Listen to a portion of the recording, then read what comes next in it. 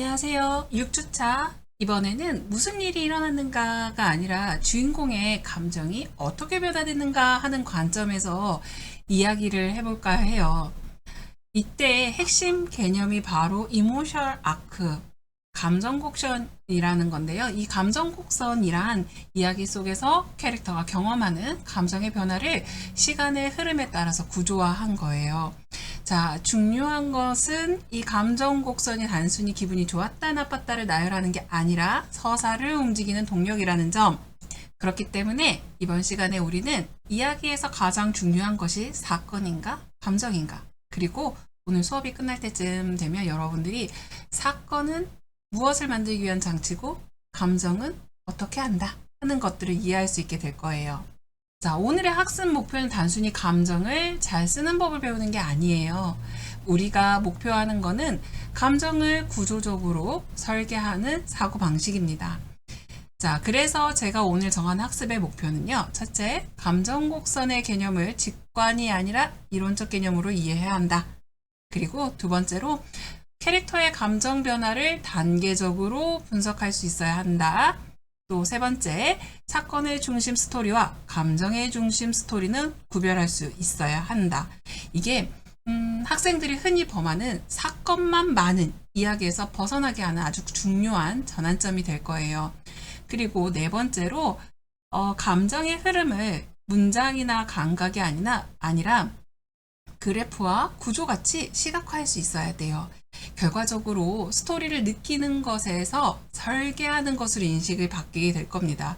자, 그렇게 해서 챗GPT와 같은 생성형 AI를 활용해서 제작성 확장할 수 있는 수준까지 도달하는 게 오늘의 목표예요. 자, 그러기 위해서는 감정 곡선이 왜 필요한지, 그리고 이게 단순한 문학 용어가 아니라 인지 심리학적인 기반에서 개념에 대한 설명을 하고요. 그래서 사건만 나열한 이야기와 감정 표현이 포함된 이야기를 통해서 감정이 들어간 서사 몰입도 차이를 여러분들 스스로가 체험할 수 있길 바래요. 더불어서 감정 그래프로 시각화를 하는데 타임의 축을 기준으로 감정의 강도를 어떤 식으로 흐름을 느낄 수 있도록 구조물로 인식하게 만드는 단계에 대한 연습을 할 거예요. 그리고 결과적으로 그것들을 토대로 우리가 AI와 어떻게 결합해서 사고 구조를 확장하는 보조도구로 AI를 쓸지에 대한 이야기까지 진행을 해보도록 할게요. 제일 먼저 여러분들, 감정 곡선이란 이모셔널 아크, 이게 무엇인지 이론적으로 정의해 볼 필요가 있을 것 같아요.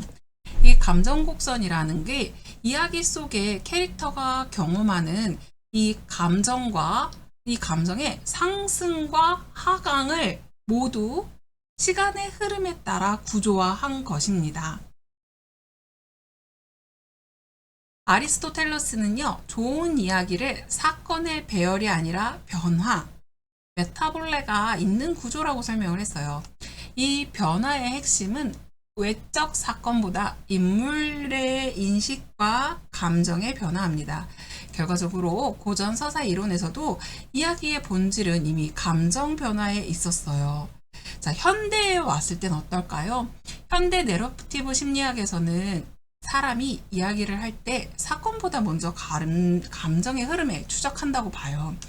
그래서 독자는 무슨 일이 있었는가 이것보다는 그래서 저 인물이 어떻게 느꼈는가에 더 반응을 한다고 하죠. 독자가 따라가는 경로가 바로 이 감정 곡선이라고 하는 거예요. 감정 곡선은 감정을 예쁘게 표현하는 기법은 아니에요.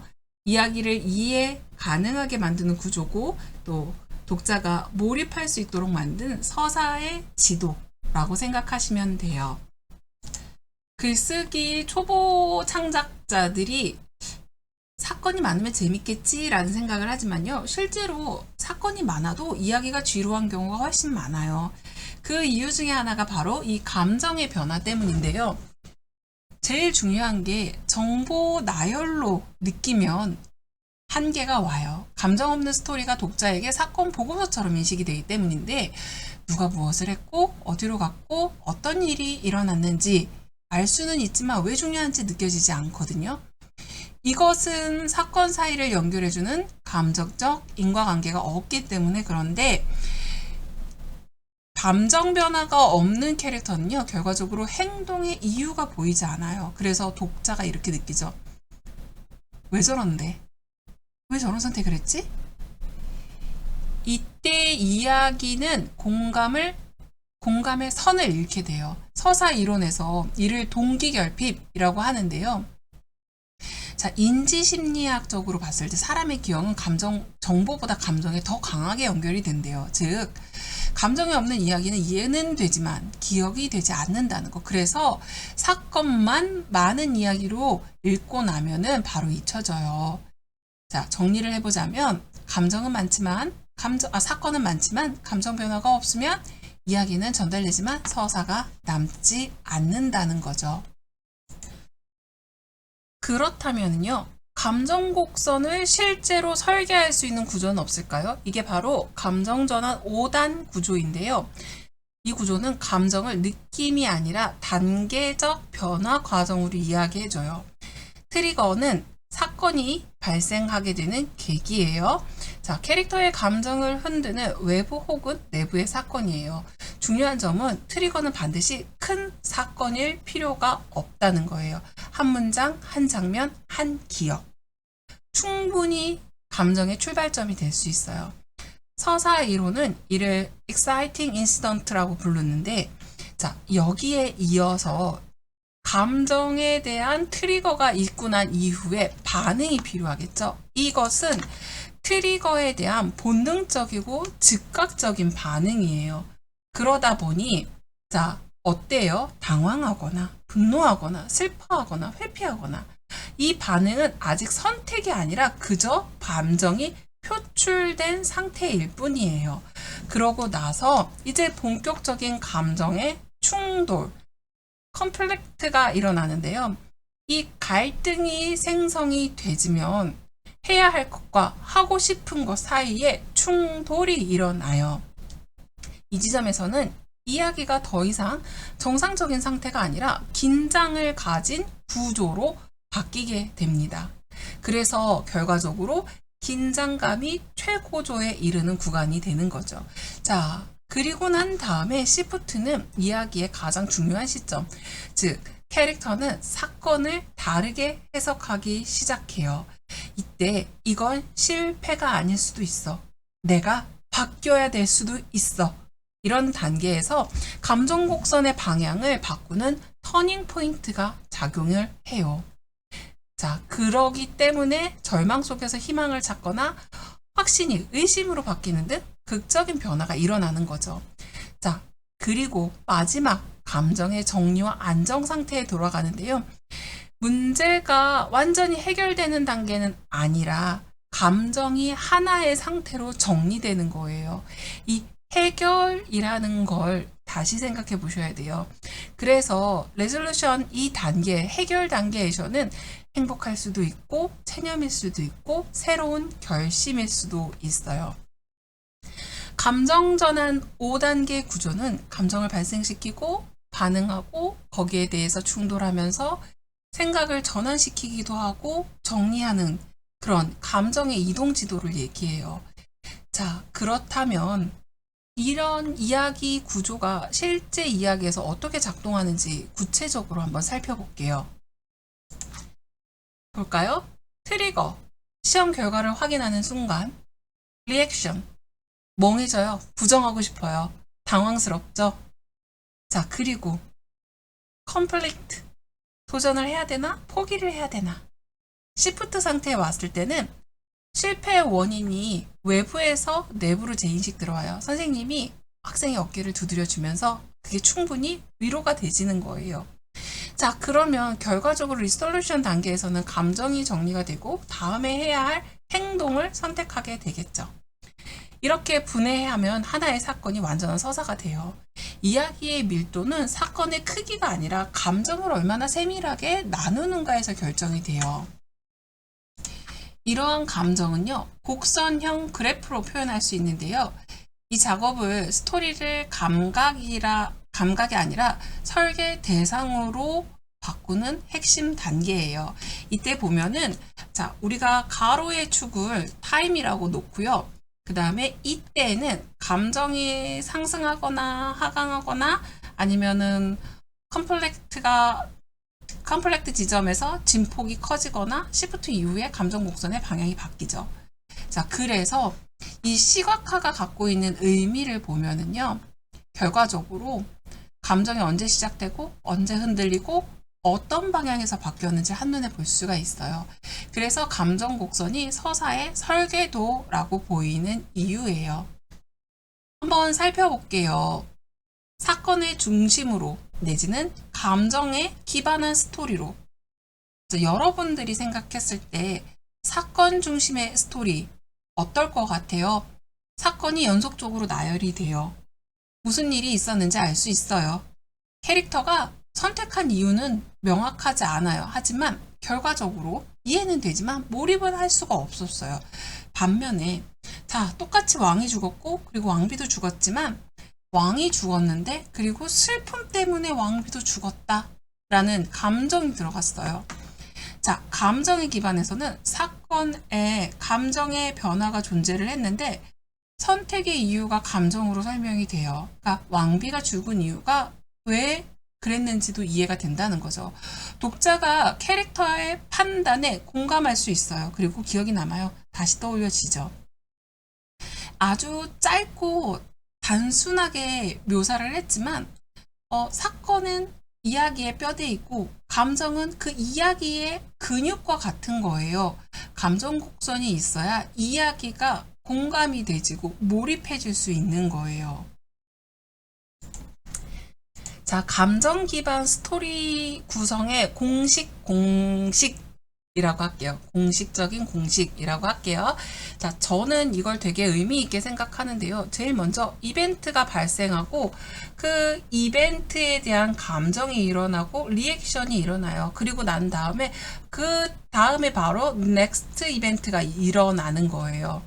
자, 넥스트 이벤트가 일어나기까지의 왜 그게 필요한지에 대해서 제가 좀 정리를 해드려 볼게요. 먼저 많은 초보 스토리에서 A 사건이 일어난다, B 사건이 일어난다, C 사건이 일어난다. 사건은 연결되어 있지만 왜 다음 사건이 발생했는지 설명이 되지 않은 경우가 많아요. 이때 독자가 이야기를 따라가고 있는 것이 아니라 구경하고 있는 상태가 되어지는데 지금 제가 설명한 공식을 도입하면 감정이라는 필연적인 연결고리가 생겨요. 자, 다시. 자, 서사적인 인과적 구조가 적용이 돼요. 서사 이론에서는 좋은 이야기는 사건의 나열이 아니라 뭐라고? 원인과 그리고 결과의 연쇄로 정의합니다. 그러니까 핵심은 사건과 사건을 직접 연결하지 않는다는 거예요. 사건과 사건 사이에 반드시 인물의 내적인 상태 변화가 있는 거예요. 근데 이 상태의 변화가 바로 우리가 이모션과 리액션이라고 얘기하는 거예요. 자, 임지심리학 행동 결정에 따르면 인간의 행동이 논리보다 감정에 의해서 먼저 결정된다고 봐요. 즉, 이 감정이라는 게 발생을 하고 그 감정이 판단을 왜곡하거나 강화하거나 결과로 행동으로 나타나게끔 돼요.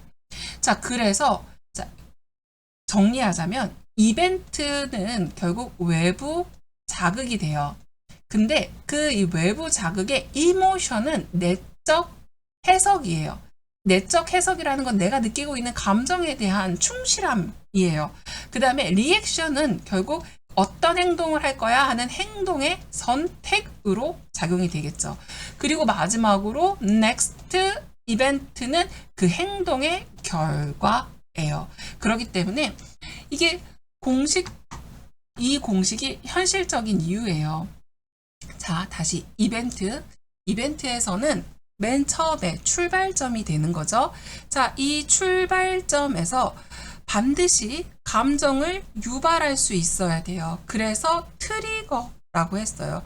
여기는 사건의 크기보다는 의미가 더 중요해요. 이모션 단계에 오면은 이모션은 굉장히 주관적인 해석이 돼요. 자, 주관적 해석을 통해서 이야기에서 가장 자주 생략되는 요소지만 결과적으로 서사의 설득력을 결정하는 핵심이에요. 이거는 감정과 성격과 경험에 따라서 달라져요. 캐릭터가 느끼는 내면의 감정이. 자, 리액션은 감정에 따른 즉각적인 혹은 지연된 선택이라고 생각할게요.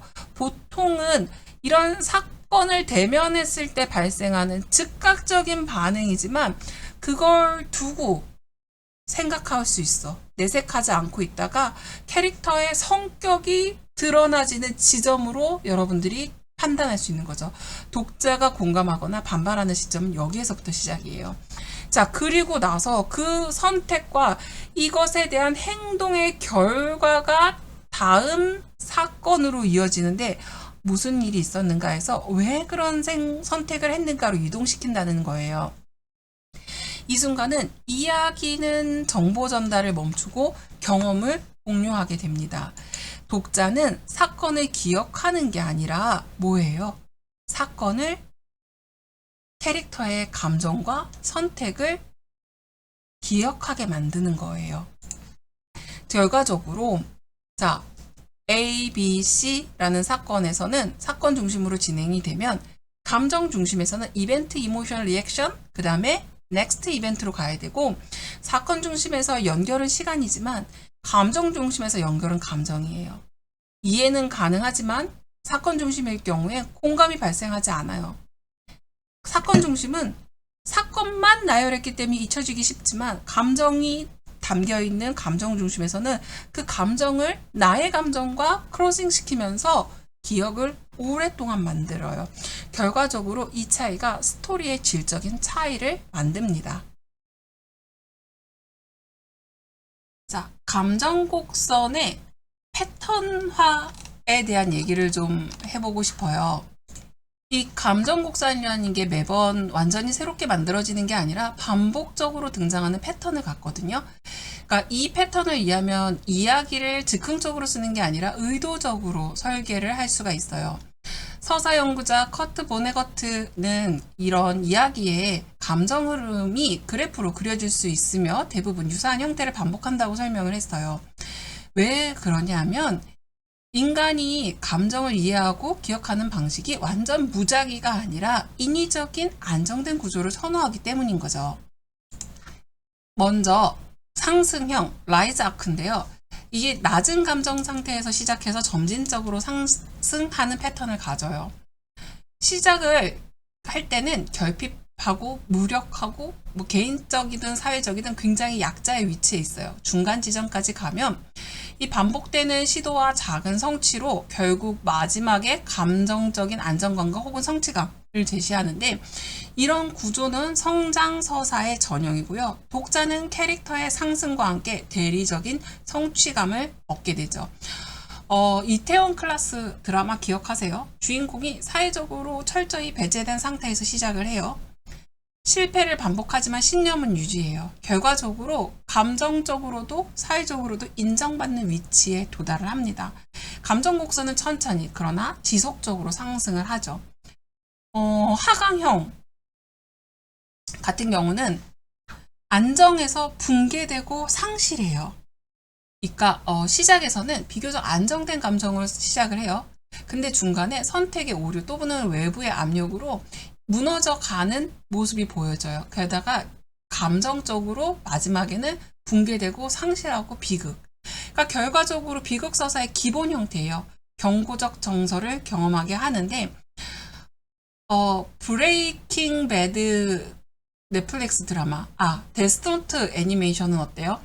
여러분들 데스노트는 좀 유명하니까 이해할 것 같은데 처음에 정의감을 가진 주인공이 있어요. 근데 이 친구가 데스노트를 얻고 권력을 취하면서 감정이 왜곡돼요. 그리고 결국 고립과 몰락으로 넘어가요.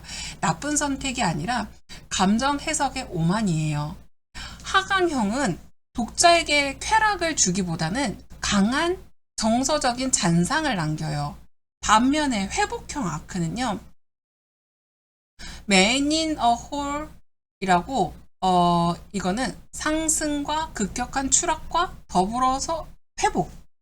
그러니까 가장 대중적이고 보편적인 구조를 이뤄요. 감정 곡선의 진폭이 그만큼 크겠죠. 독자는 떨어지는 순간 공포와 불안을, 회복하는 순간 강한 카타르시스를 경험하게 되겠죠. 오징어 게임 봅시다. 자, 게임의 참가자로 기회를 얻어요. 그런데 반복되는 배신과 동료의 죽음, 이런 것들로 감정이 계속 나락을 찍어요. 그러다가 선택을 통한 감정의 결단으로 회복해요. 단순히 생존 게임이 아니라 감정 추락과 회복을 반복하는 구조예요. 애니메이션 생과 치히로는 어땠어요? 부모를 잃고 낯선 세계에 고립이 돼요. 중간 단계 왔을 때 두렵고 혼란스럽지만 자기 성찰과 회복을 통해서 원래의 모습으로 복귀해요. 회복의 핵심은 문제 해결이 아니라 자아인식을 회복했다라는 거예요. 이 Man in a Hole 구조는 가장 교육적으로 활용도가 높은 곡선이에요. 자, 마지막 파동형. 긴장과 이완이 반복돼요. 감정의 상승과 하강이 여러 번 반복되고 단일 결말보단 지속적 몰입에 초점을 맞춰요. 그러다 보니까 장편 서사가 많죠. 저가 재밌게 봤던 것 중에 기묘한 이야기, 넷플릭스 시리즈의 기묘한 이야기. 매 에피소드마다 위기가 있고 완화가 있고 더 큰 위기가 생겨요. 그 시즌 전체를 보던 파동형의 감정 곡선이 계속 유지가 되는데 시청자는 결말보다 그 파동을 기대하면서 몰입해요. 진격의 거인 애니메이션은 어때요? 승리 후 곧바로 더 큰 절망. 희망과 절망이 반복해서 교차돼요. 파동형 아크에서는 세계관 확장과 장기 서사 유지에 굉장히 최적화가 돼 있는 거죠. 이야기의 차이는요, 사건의 차이가 아니에요. 어떤 감정 곡선을 선택했는가가 차이예요. 그리고 이 선택은 의도적으로 설계할 수 있어요. 여러분들이 한번 곱씹어 보세요. 내가 봤던 드라마가 이런 구조였구나 하는 것들을. 자, 이제는요, 내가 쓰려고 하는 이야기의 감정 곡선이 어떤 구조를 가지는가 이를 확인하기 위해서 우리가 바로 감정 매핑 템플릿을 사용할 거예요. 자, 감정 매핑은 감정을 더 잘 쓰기 위한 도구가 아니라 감정을 분해하고 점검하고 수정하기 위한 도구예요. 교육적으로 보면 감정 매핑은 이제 감정을 객관화한다든가 아니면 감정 변화의 논리를 검증한다든가 재작성의 기준을 명확하게 만든다. 이제 어디를 고쳐야 되냐 이런 부분들에 대한 얘기를 할 건데요. 제일 먼저 우리 학생들이 가장 많이 하는 실수는 사건을 너무 크게 적는다는 거예요. 주인공이 실패한다? 이렇게 쓰는 게 아니라 면접 결과를 문자로 확인한다. 불합격이라는 단어를 다시 읽는다. 사건은 감정을 발생시킬 수 있을 만큼 구체적이어야 돼요. 그리고 나서 감정을 매핑을 하는데 감정을 하나의 단어로 고정하지 않는 게 중요해요. 감정을 슬퍼 이렇게 쓰지 마세요. 여기서 실망, 허탈, 분노, 체념. 감정은 하나의 단위가 아니라 여러 가지가 복합적으로 나타날 수 있어요. 그렇기 때문에 이 과정을 통해서 학생들이 자신의 이야기에서는 감정을 단순화했는지 복합적으로 해석했는지 이걸 이제 처음으로 인식하게 되는 거예요. 그리고 나서 감정의 강도를 표시하는데요. 이 단계가 중요한 이유는 감정 곡선을 시각적으로 확인할 수 있기 때문이에요. 감정의 강도가 항상 비슷해. 그러면 감정 곡선이 굉장히 평평해요. 급격한 변화가 있다? 그럼 전환점이 존재한다는 거예요. 학생들은 여기서 내 이야기가 왜 밋밋했는지 스스로 발견할 수 있게 되고요. 다음 단계에서 반응과 선택이 없는 구간을 찾아내는 거예요. 반응과 선택이 없는 구간? 그럼 리액션. 자, 많은 초안에서 이 칸이 비어져 있거나 형식적으로 채워져 있어요. 이 감정을 느꼈는데 왜 아무 행동도 안 해요? 이런 질문을 학생들이 스스로 해야 돼요. 감정이 행동으로 이어지지 않는 서사의 문제를 인식하라는 거예요. 자, 감정 매핑이 드러나지 않는 대표적 문제 유형. 감정이 있는데 변화가 없을 경우. 변화가 루즈하게 딱 그 정도 수준에서만 반복되는 거. 감정 변화가 있는데 계기가 없어요. 왜 그런 일이 일어났는지에 대한 원인도 모르는, 그게 왜 갑자기 뜬금없이 이런 상황. 선택은 있는데 감정적 근거가 없어요. 아까 그랬잖아요. 왕이 죽었어. 왕비도 죽었어. 왕비가 왜 죽었는데? 슬퍼서. 그러니까 이야기의 약점이 느낌이 아니라 구조적 결함으로 보여지기 시작해요.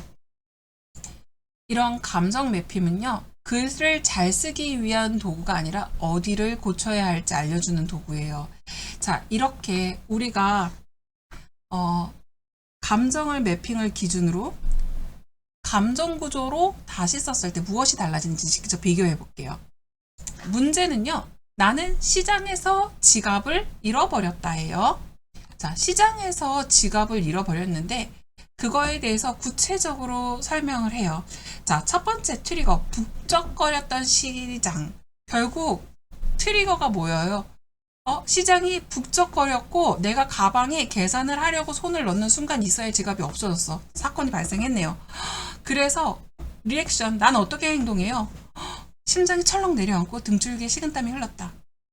방금 지나온 길을 되짚어 봤지만 지갑이 보이지 않았고 어떡하지? 막막함에 눈앞이 캄캄해졌다. 그때 컴플렉트가 한 상인이 나를 애타게 부르며 달려왔어요. 그의 손에 든 게 바로 내 지갑. 시프트, 나는 안도의 한숨을 내쉬고 몇 번이고 고맙다고 인사를 했다. 결과적으로 잃어버렸던 세상을 되찾은 기분. 이게 리솔루션인 거예요. 자, 충격과 공포, 심장이 철렁거리고 식은땀이 흐르고 신체적 반응을 통해서 독자에게 긴장감을 유도했어요. 그리고 갈등이 고조됐을 때 눈앞이 캄캄해지는 그 막막함을 묘사를 하면서 주인공의 내적인 상태의 내적인 심적 상태를 묘사를 했어요. 안도와 보상. 결국에 우리가 그 리솔루션에서 절망에서 안도로 급격히 변화되면서 세상을 잃어버렸던 세상을 되찾은 기분이라는 강력한 감정적 보상을 제공한 거죠. 우리 앞서서 show, don't tell에 대한 부분들을 배웠던 거 기억하시죠? 감정 곡선을 유지하기 위한 핵심 원칙인데 이 원칙이 실제 글쓰기에 적용될 때 반드시 지켜야 할 주의사항이 있어요. 이 세 가지를 지키느냐 마느냐에 따라서 이야기는 미성숙한 감정서사와 세련된 감정서사로 나뉠 수 있는데요. 말하지 말고 보여주기. 이게 이론적으로 설명을 하자면 감정을 직접 설명하는 방식은 독자에게 감정을 전달하는 게 아니라 지시하는 방식이에요. 그는 매우 화가 났다.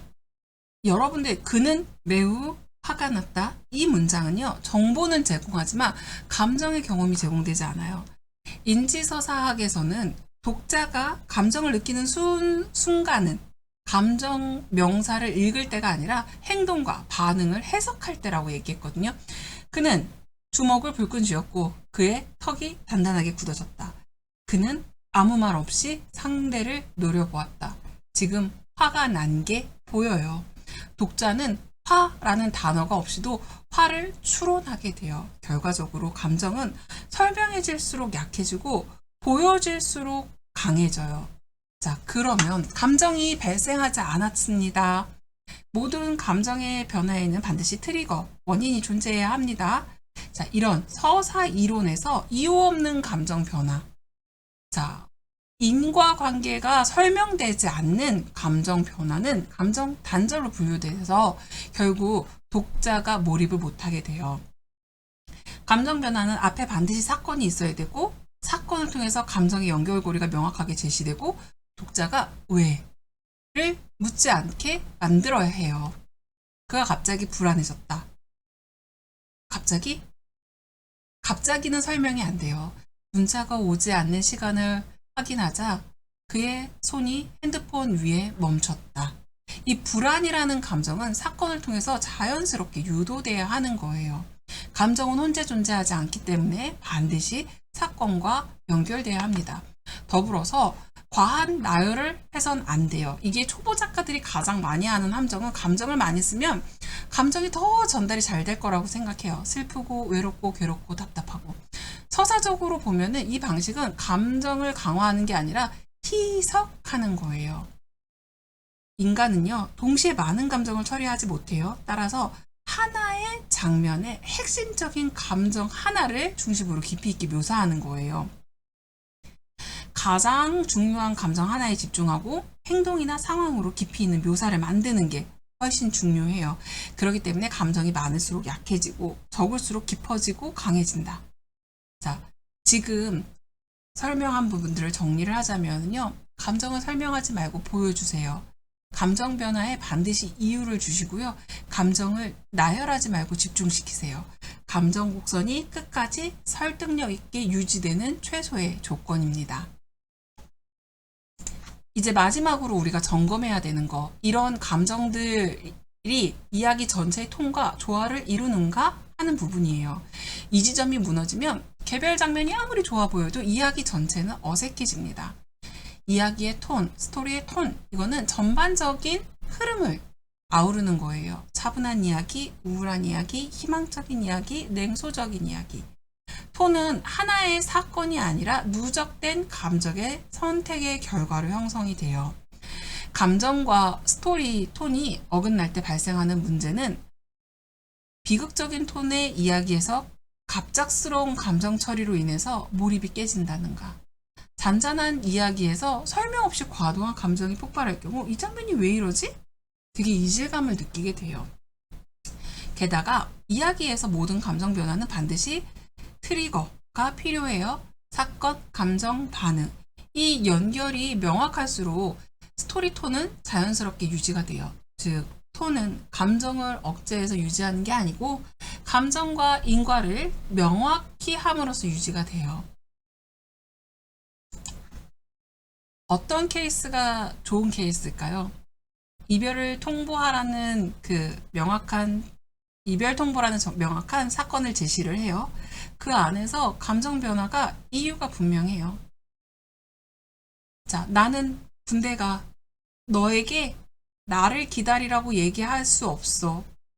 너 혼자 나를 기다리는 그 시간을 너무 힘들게 내가 느껴져. 그래서 차라리 헤어져.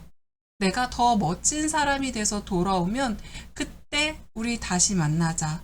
내가 다시 고백할게. 이런 상황이 명확한 사건을 가졌어요. 남자의 군 입대라는. 그럼 감정 변화의 이유가 분명한가? 이 남자가 헤어지고 싶지 않아요. 그치만 그 감정 변화에 분명한 이유가 있어요. 근데 나한테는 세상의 끝을 마주하는 기분이기 때문에 그런 것들이 묘사가 돼야 된다는 거예요. 독자는 캐릭터가 감정을 자연스럽게 수용해줄 만큼의 여유가 있어요. 그렇기 때문에 독자한테 맡겨주세요. 자, 그렇다면 우리 이제 AI한테 어떻게 쓰면 좋겠을지 한번 물어봅시다.